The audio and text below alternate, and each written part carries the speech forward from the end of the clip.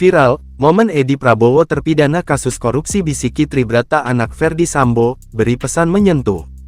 Beredar video Edi Prabowo terpidana kasus korupsi ekspor benih lobster hadiri wisuda putra dari terpidana kasus pembunuhan berencana Ferdi Sambo, Tribatra Putra. Dalam video yang viral di media sosial diunggah akun TikTok @kepoknedinasan, Edi Prabowo menghadiri acara wisuda prajurit Taruna Akademi Militer (Akmil) dan Akademi Kepolisian (Akpol) pada Senin, tanggal 28 November tahun 2023.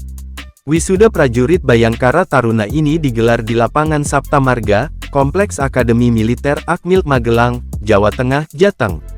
Momen pertemuan itu terekam jelas tampak Edi Prabowo memberikan motivasi kepada Tribrata yang terlihat lesu tak bisa didampingi kedua orang tuanya.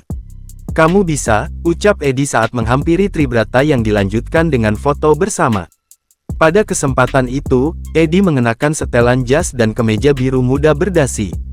Kehadiran Edi Prabowo ini menuai sorotan publik, lantaran dirinya ditahan Komisi Pemberantasan Korupsi (KPK) atas kasus korupsi ekspor benih lobster. Koordinator Humas dan Protokol Direktorat Jenderal Pemasyarakatan, Ditjenpas Kemenkumham Dedi Edward Eka Saputra menanggapi video viral yang perlihatkan kehadiran Edi dalam wisuda putra terpidana kasus pembunuhan berencana Ferdi Sambo, Tribatra Putra. Dedi mengungkapkan, Edi Prabowo saat ini sudah dibebaskan bersyarat dan harus wajib lapor dan menjalani bimbingan di Balai Pemasyarakatan kelas 2 Ciangir. Pada tanggal 18 Agustus tahun 2023, yang bersangkutan dibebaskan usai mendapat surat keputusan pembebasan bersyarat PB, dengan nomor, PAS 1436. PK, pukul 5:09 tahun 2023 tanggal 17 Agustus tahun 2023, kata Dedi dalam keterangan resminya, dilansir dari kompas.com, Rabu, tanggal 29 November tahun 2023. Dalam keterangannya, Dedi mengatakan, Edi dihukum 5 tahun penjara dan denda 400 juta rupiah subsidiar 6 bulan kurungan.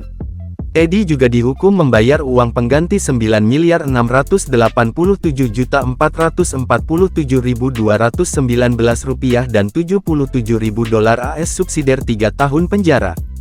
Hukuman ini mengacu pada putusan Mahkamah Agung nomor 942/Pit.Sus 2022 tanggal 7 Maret tahun 2022.